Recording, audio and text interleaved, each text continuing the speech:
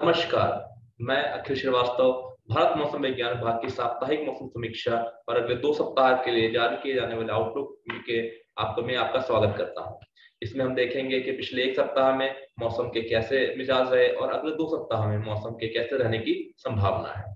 अगर हम देखें कि पिछले 1 सप्ताह में ऐसे कौन सी मौसम की घटनाएं थी जिन्होंने भारतवर्ष को प्रभावित किया, तो हम पाएंगे कि मुख्य रूप से 2 निम्न दबाव के क्षेत्र थे, एक बंगाल की खाड़ी के ऊपर और एक अरब सागर के ऊपर, जिन्होंने भारतवर्ष को प्रभावित किया। ये पिछले सप्ताह में बंगाल की खाड़ी में एक सक्रिय निम्न दबाव का क्षेत्र स्थित था। अगर हम इसके पूरे हिस्ट्री को देखेंगे, कैसे बना, कब बना, कहाँ मूव हुआ, तो हम पाएंगे कि ये एक चक्रवाती परिसंचरण के रूप में 6 और 7 नवंबर के आसपास, 5-7 नवंबर के बीच में हमारे के अंडमान समुद्र के ऊपर स्थित था। वहीं आगे बढ़ते हुए ये और ज्यादा मजबूत होकर के 9 नवंबर के आसपास एक निम्न दबाव के क्षेत्र में परिवर्तित हो गया। वहीं 10 तारीख को ये एक बेलमार्क लो प्रेशर एरिया यानी कि सुस्पष्ट निम्न दबाव के क्षेत्र में परिवर्तित हो गया। इसने 11 नवंबर 2021 को शाम को 5:30 से 6:30 बजे के बीच में एक अवदाब के रूप में चेन्नई के करीब उत्तरी तमिलनाडु और उसके सटे हुए दक्षिण आंध्र प्रदेश के तटों को पार किया। वहीं अगर हम दूसरे निम्न दबाव क्षेत्र के बारे में बात करें जो कि अरब सागर में स्थित था, तो हम पाएंगे कि ये 5 और 6 नवंबर के आसपास एक सुस्पष्ट निम्न दबाव के क्षेत्र में स्थित था। वहीं ये 7 और 8 तारीख को एक अवदाब में परिवर्तित हो गया था। फिर ये 9 तारीख को फिर से सुस्पष्ट निम्न दबाव में कमजोर होकर के 10 तारीख के आसपास एक निम्न दबाव क्षेत्र में परिवर्तित हो गया और पश्चिमी तट से, भारत के पश्चिमी तट से दूर चला गया। अगर हम इनसेट 3D और की छवि के माध्यम से इन सिस्टम्स को या जो क्षेत्र बने थे हमारे निम्न दबाव के उनको समझने की कोशिश करें, तो हम पाएंगे, हम देख सकते हैं कि बंगाल की खाड़ी में जो बादलों का मूवमेंट है ये बता रहा है कि कैसे सिस्टम जो हमारा यानी निम्न दबाव का जो क्षेत्र था हमारा वो और अधिक मजबूत होकर के एक अवदाब में परिवर्तित हुआ और उसने पश्चिम उत्तर पश्चिम की दिशा में बढ़ते हुए भारतीय तटों को पार किया। वहीं अरब सागर में जो निम्न दबाव का क्षेत्र था वो पश्चिम तट से दूर चला गया। अगर हम जो हमारे दैनिक रूप से जो वर्षा रिकॉर्ड की जाती है उसको देखें, तो हम समझ पाएंगे कि जो मुख्य रूप से पिछले सप्ताह में जो वर्षा गतिविधि हुई है उसका मुख्य केंद्र जो है दक्षिण प्रायद्वीप भारत रहा है। हम इस मैप के माध्यम से, इस मानचित्र के माध्यम से देख सकते हैं कि जो ये कलर है ये हमको बता रहा है कि किस क्षेत्र में कितनी ज्यादा वर्षा रिकॉर्ड की गई है। अगर हम देखेंगे दक्षिण प्रायद्वीप इलाकों में, तो हम पाएंगे कि जो हमारा तमिलनाडु का इलाका है, हमारा तटीय आंध्र प्रदेश इलाका है, केरला है और आसपास के जो इलाके हैं दक्षिण प्रायद्वीप के, इन्हीं सभी इलाकों में पिछले 1 सप्ताह के दौरान जो है वर्षा रिकॉर्ड की गई है। अगर हम इसी वर्षा को हम देखें कि मतलब दिवसवार के किसी पर दिन पर कितनी बारिश कहाँ पर हुई है और मुख्य रूप से जो हमारी बारिश हुई है उसके जो प्रमुख गतिविधियां हैं वो कहाँ कहाँ पर रही हैं। जब हम दैनिक बारिश के बारे में बात करते हैं, दैनिक वर्षा के बारे में, तो हमारा अर्थ ये होता है कि पिछले दिन के 8:30 बजे सुबह से लेकर के आज सुबह जिस दिन की वर्षा के बारे में बात हो रही है उस दिन सुबह 8:30 बजे तक कितनी वर्षा संचित की गई है। तो हम देखेंगे 4 नवंबर के दिन में तमिलनाडु, पुदुचेरी और कराईकल में बहुत भारी वर्षा रिकॉर्ड की गई, जिसमें तिरुनेलवेली में 13 सेंटीमीटर बारिश रिकॉर्ड की गई। इसके अलावा पलनकोट्टई में 8, कुडलोर में 4, चेन्नई में 2, पंबन में 5 सेंटीमीटर बारिश रिकॉर्ड की गई। वहीं इसी दिन 4 नवंबर को केरल और माहे में, त्रिशूर में 10 सेंटीमीटर, एर्नाकुलम में 7, इडुक्की और कोट्टम में 6 सेंटीमीटर बारिश रिकॉर्ड की गई। पलक्कड़ और पठानमथिट्टा में 5 सेंटीमीटर प्रत्येक बारिश रिकॉर्ड की गई। इसके साथ साथ तटीय आंध्र प्रदेश में और दक्षिण आंतरिक कर्नाटक में भी बारिश रिकॉर्ड की गई, जिसमें प्रकाशम में 7 सेंटीमीटर और दक्षिण आंतरिक कर्नाटक के हसन में 7 सेंटीमीटर बारिश रिकॉर्ड की गई। वहीं अगर हम 5 नवंबर की बात करें यानी कि अगले दिन, तो उसमें हम देखेंगे कि तमिलनाडु, पुदुचेरी और कराईकल में फिर से हमें कुछ एक स्थानों पर भारी बारिश रिकॉर्ड की गई, जिसमें सेलम में 7 सेंटीमीटर। इसके साथ साथ जो दक्षिण आंतरिक कर्नाटक के इलाके यानी साउथ इंडियन कर्नाटका में मैसूर में 7 सेंटीमीटर बारिश रिकॉर्ड की गई। अगर हम अगले दिनों में चलें यानी कि 6 नवंबर को, तो हम देखेंगे कि 6 नवंबर को काफी अच्छी बारिश रिकॉर्ड की गई। इसमें तमिलनाडु, पुदुचेरी और कराईकल के जो हमारे उपखंड मौसम के जो क्षेत्र बनाए गए हैं, इसमें कुडलोर में 16 सेंटीमीटर और इसके साथ साथ तटीय कर्नाटक में मैंगलोर में 4 और लक्षद्वीप के गाथी में 4 सेंटीमीटर बारिश रिकॉर्ड की गई। वहीं 7 नवंबर को हमें मुख्य रूप से बहुत ज्यादा बारिश देखने को मिली। इसमें तमिलनाडु, पुडुचेरी, कराईकल में जो हमारा चेन्नई का कार्यालय है डीजीपी का, वहां पर 23 सेंटीमीटर बारिश, जो कि अत्यधिक भारी वर्षा के कैटेगरी में आती है। इसके साथ साथ तिरुवल्लुर और चेन्नई में 21 सेंटीमीटर जो फिर से अत्यधिक भारी बारिश की उसमें आती है। वहीं एमजीआर नगर 17 सेंटीमीटर, अन्ना सिटी में 16 सेंटीमीटर बारिश जो कि बहुत भारी बारिश की कैटेगरी में आती है, रिकॉर्ड की गई है। इसके साथ साथ जो हमारे तटीय आंध्र प्रदेश के जो इलाके थे, जैसे नेल्लोर में 14 सेंटीमीटर, चित्तूर, रायलसीमा के चित्तूर में 10 सेंटीमीटर, इन इलाकों में भी बहुत भारी से बहुत भारी वर्षा रिकॉर्ड की गई है। अगर हम अगले दिन की बात करें यानी 8 नवंबर को, तो हम फिर से देखेंगे कि जो हमारा मुख्य रूप से जो बारिश का केंद्र था वो तमिलनाडु, पुदुचेरी और कराईकल के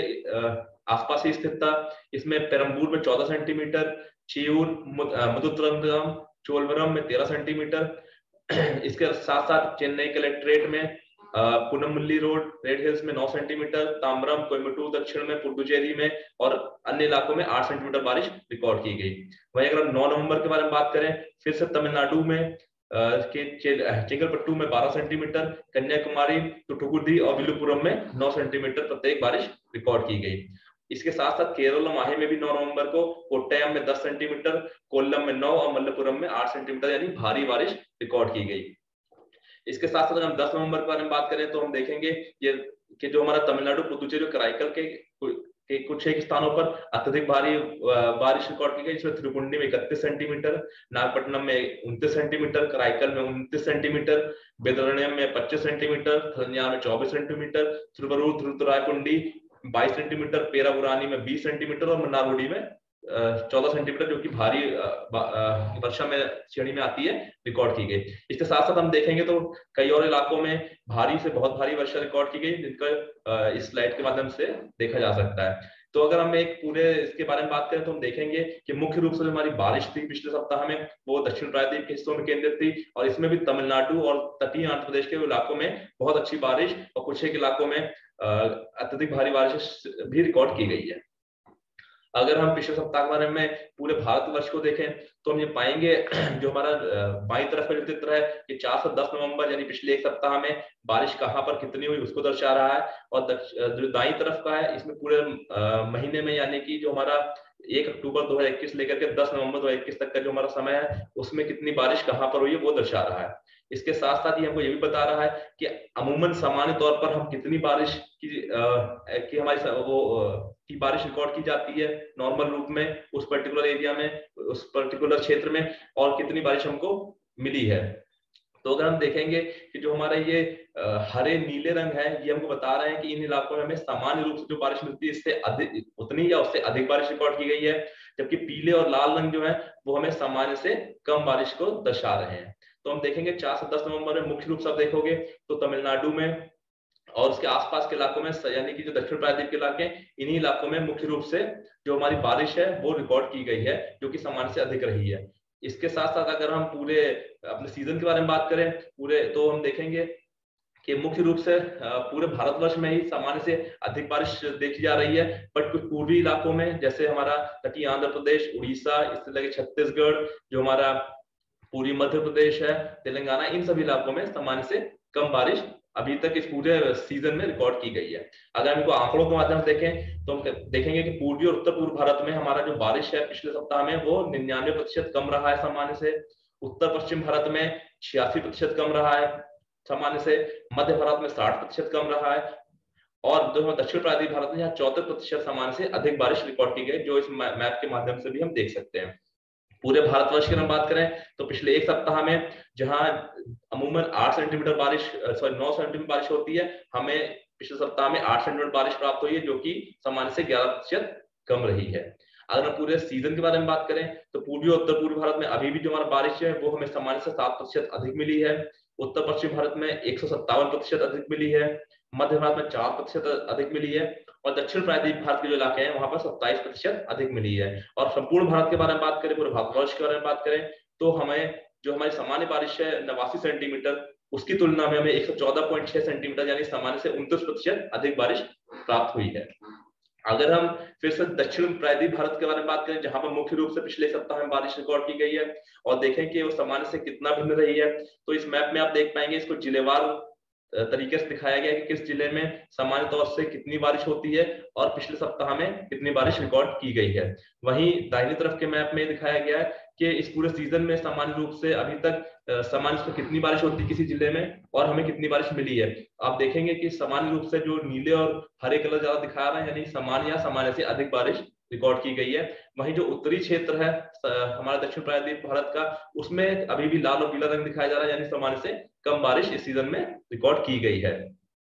अगर हम हर दिन की यानी हर प्रतिदिन कितनी बारिश हुई है उसको सामान्य की भांति माने, तो हम इस मैप में देखेंगे जो हमारे नीले रंग के जो ये बार दिखाई दे रहे हैं ये हमें किसी दिन रिकॉर्ड की गई बारिश को दर्शा रहे हैं। वहीं जो ये ऑरेंज यानी कि नारंगी लाइन है ये सामान्य वर्षा किसी दिन में कितनी होती है वो दिखा रही है दक्षिण प्रायद्वीप भारत के ऊपर। हम जब देखेंगे कि 1 अक्टूबर से लेकर आप 31 अक्टूबर तक देखिए तो बहुत सारी इमारतें बनी हुई हैं जहां सामान्य से अधिक बारिश रिकॉर्ड की गई है। वहीं कुछ एक बीच बीच में ऐसे दिन भी हैं जहां पर सामान्य से कम बारिश रिकॉर्ड की गई है। लेकिन वहीं अगर हम 1 नवंबर से आगे की बात करें यानी 1 नवंबर 10 नवंबर तक, तो आप देखेंगे सामान्य तौर पर बारिश जो है लगातार सामान्य से ज्यादा ही मिल रही है। हर दिन जितनी सामान्य बारिश की हम मिलती है उससे अधिक बारिश हमको रिकॉर्ड की जा रही है। अगर हम पिछले सप्ताह देखें कि पिछले सप्ताह जो है वो तापमान की विसंगति कैसी रही है, तो हम इस मैप के माध्यम देख सकते हैं। जो ऊपर का जो पैनल है इसमें अधिकतम तापमान, न्यूनतम तापमान और जो मीन तापमान है यानी एवरेज तापमान कितना रहा है वो दर्शा रहा है पिछले एक सप्ताह के दौरान। वहीं नीचे वाले पैनल में विसंगति दर्शाई गई है यानी कि अधिकतम तापमान जो है वो सामान्य से कितने अलग रहे हैं उसको दर्शाया गया है। बीच वाले में न्यूनतम तापमान सामान्य से कितने अलग रहे हैं और एवरेज तापमान सामान्य से कितने अलग रहे हैं। अगर हम इनको समझने की कोशिश करें तो हम देखेंगे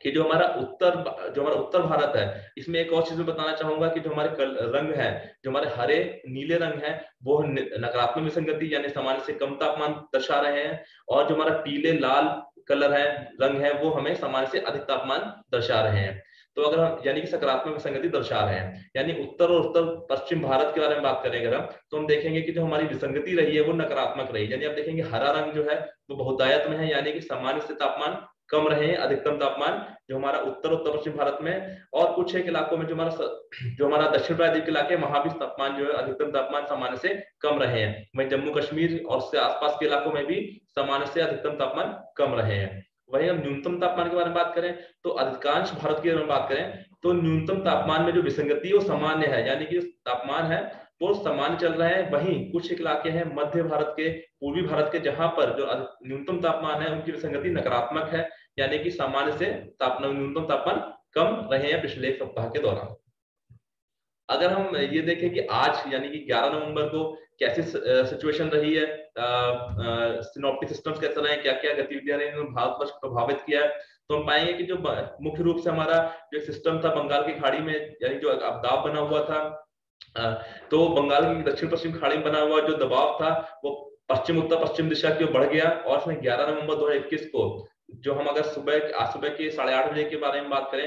पोजीशन के बारे में बात करें, तो हम देखेंगे कि ये दक्षिण पश्चिम और सटे पश्चिम मध्य बंगाल खाड़ी पर चेन्नई से लगभग 130 किलोमीटर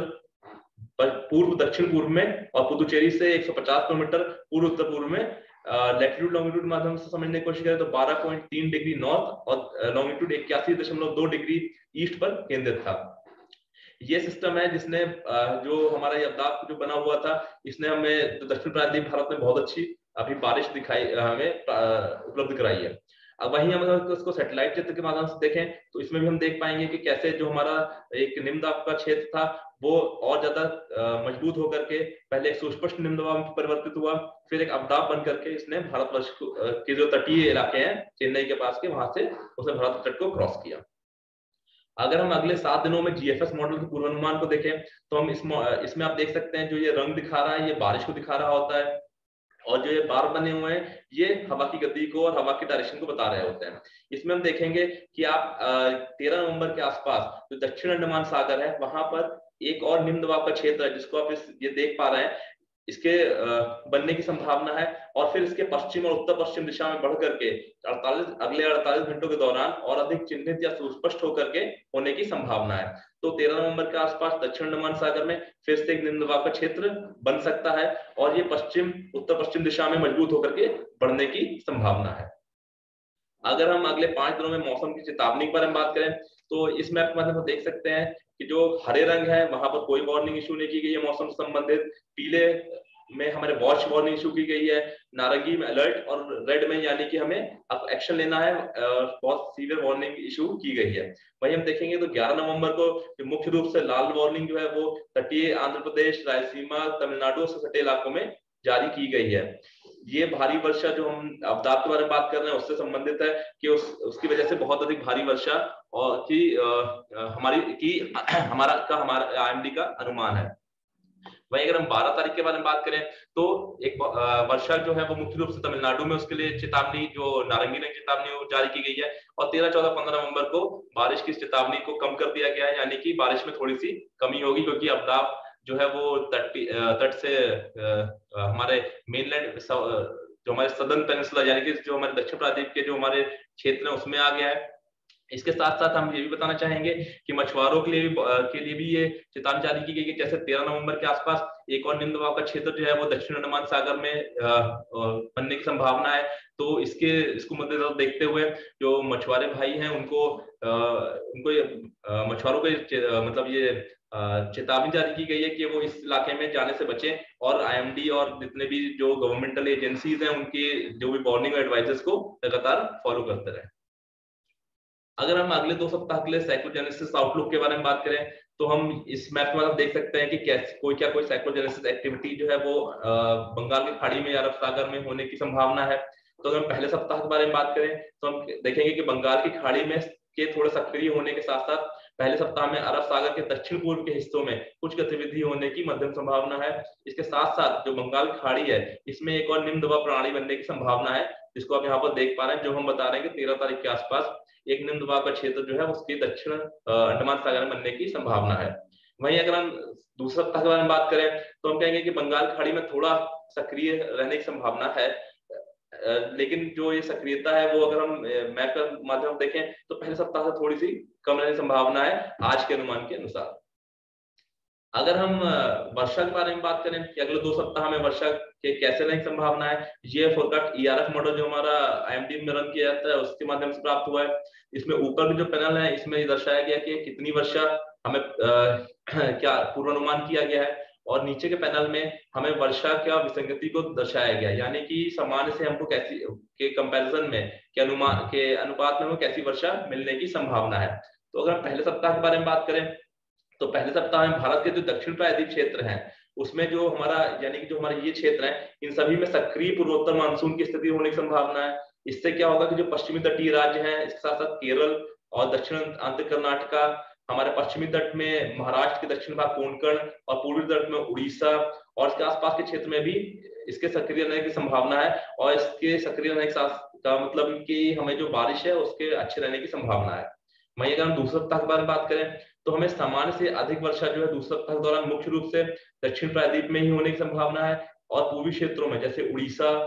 छत्तीसगढ़, बिहार, झारखंड, GWB और और भारत के पश्चिमी तट के जो हिस्से हैं वहां भी ये सक्रिय हो सकता है।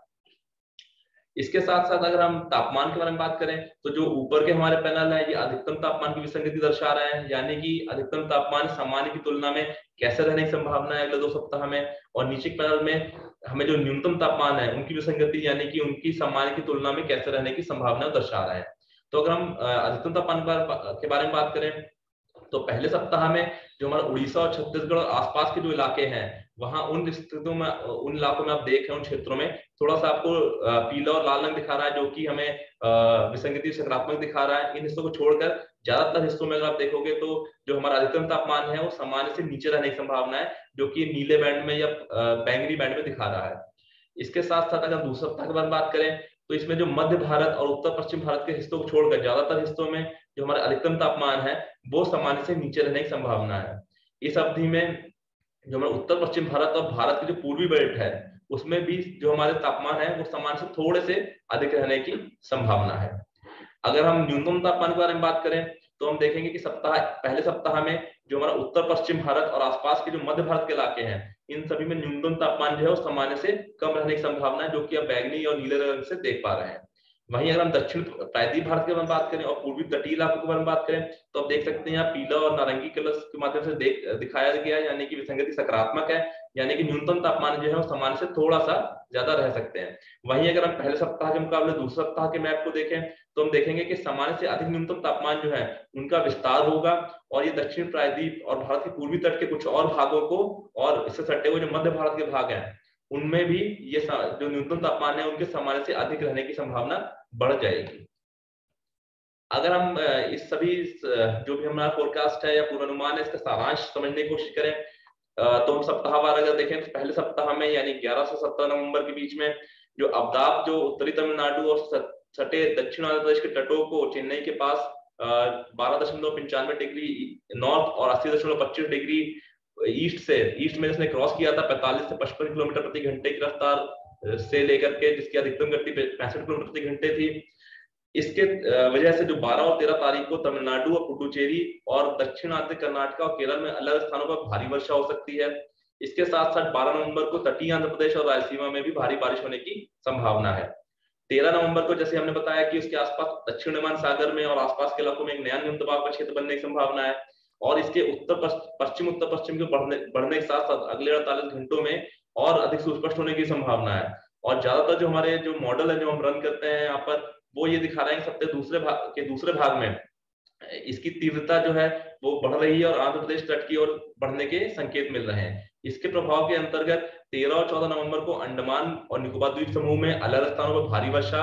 होने की संभावना है और उसके साथ साथ आंध्र प्रदेश और तेलंगाना के आसपास के हिस्सों में मुख्य रूप से 16 से 18 नवंबर के दौरान भारी से बहुत भारी वर्षा और कुछ एक इलाकों में कुछ एक स्थानों पर अत्यधिक भारी वर्षा होने की भी संभावना है। इस अवधि के दौरान तमिलनाडु, पुदुचेरी, दक्षिण आंध्र कर्नाटक और केरल में कुछ एक स्थानों पर भारी वर्षा होने की भी संभावना है। अगर हम दूसरे सप्ताह पर बात करें यानी कि 18 नवंबर से 24 नवंबर के बीच में, तो हम देखेंगे कि जो सप्ताह में जो इस सप्ताह में जो पूर्वी लहर गतिविधि कारण जो हमारा मुख्य रूप से तटीय आंध्र प्रदेश, तेलंगाना, उत्तरी तमिलनाडु, रायलसीमा और कर्नाटक कवर करते हुए प्रायद्वीप भारत के उत्तर पूर्वी हिस्सों में जो हमारा उत्तर पूर्वी मानसून है वो सामान्य से सक्रिय स्थिति में रहने की इसकी संभावना है। कुल मिलाकर हम देखें तो तटीय आंध्र प्रदेश, तेलंगाना, तमिलनाडु, रायलसीमा और कर्नाटक, केरल, महाराष्ट्र, उड़ीसा और छत्तीसगढ़ में सामान्य से अधिक बारिश होने की उम्मीद है। वहीं उत्तर पश्चिम भारत को प्रभावित करने के लिए किसी भी सक्रिय पश्चिमी विक्षोभ की अनुपस्थिति के कारण जो हमारा पश्चिमी हिमालय क्षेत्र है वहां जो वर्षा हो रही है वो सामान्य या सामान्य से नीचे रहने की संभावना है।